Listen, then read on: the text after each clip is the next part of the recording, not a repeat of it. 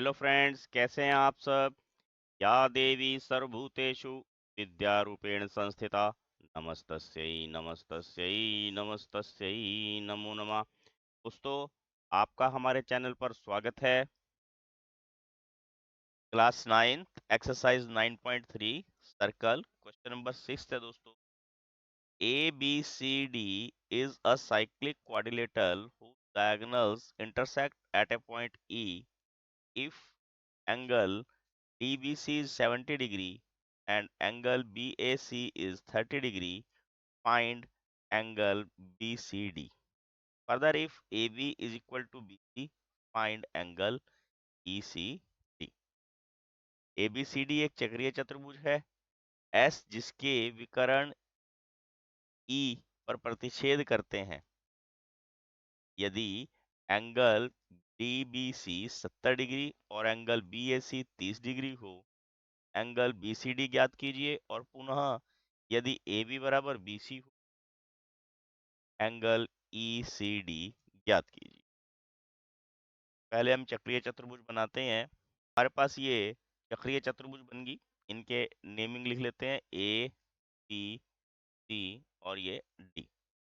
दोनों विकर्ण E पर प्रतिच्छेद करते हैं। ठीक है, कहाँ प्रतिच्छेद करते हैं?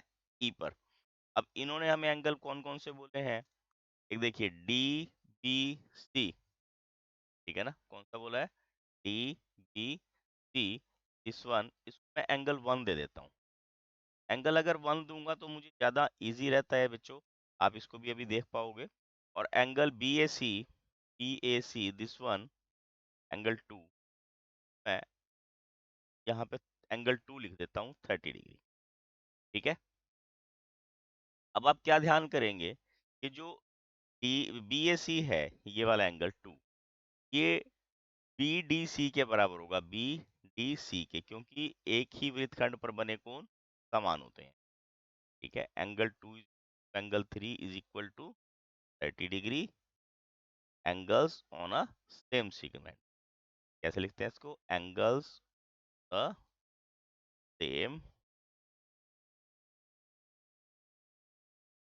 Segment of a circle are equal. एक ही वृत्तखंड पर बने कोण समान होते हैं। एक ही वृत्तखंड पर बने,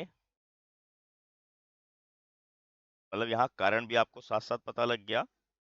अब आप ये देखिए, अब हमारे पास ये पूरा जो एंगल है, हमने एंगल ये DCB यानी कि BCD कह लो या DBC कह लो, यहाँ पे लिखा है, ये निकालना है। तो हमारे पास हम का कौन सी ट्रायंगल लेंगे? इन ट्रायंगल, देखिए BCD एंगल आपको यहाँ नजर आ रहे हैं, एंगल 1 और एंगल 3। इसका मैं नाम नहीं दे पा रहा और मैंने यहाँ नाम दिया नहीं है, दे देता हूँ। ये देखो 4, ये पूरा 4 है कंप्लीट। ठीक है, angle 1 plus angle 3 plus angle 4 equal to 180। ठीक है ना, कारण क्या है इसके? Sum of three angles of a triangle होता है 180 हो।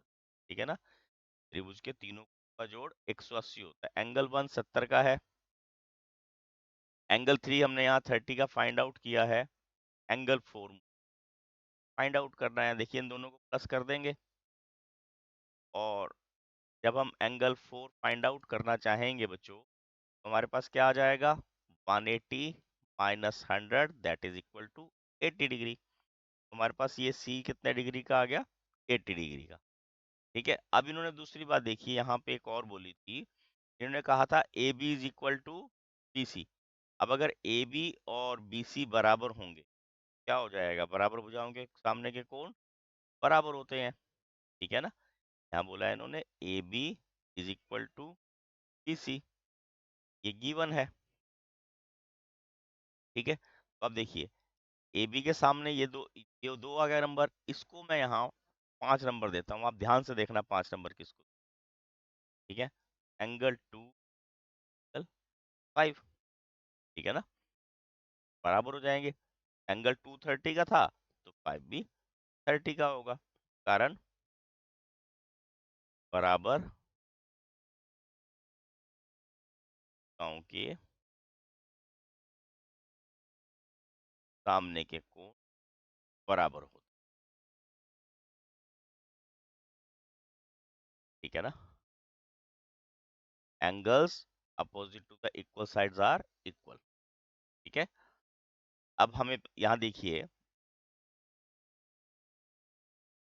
इन्होंने ई सी डी, ये ई और सी और डी फाइंड आउट करने को कहा। अब पूरा 4 मेरे पास दिया हुआ है और ये 5 दिया हुआ है, तो मैं ये वाला एंगल इसको ब्रेक कर देता हूँ। ये 6 नंबर फाइंड आउट करना है।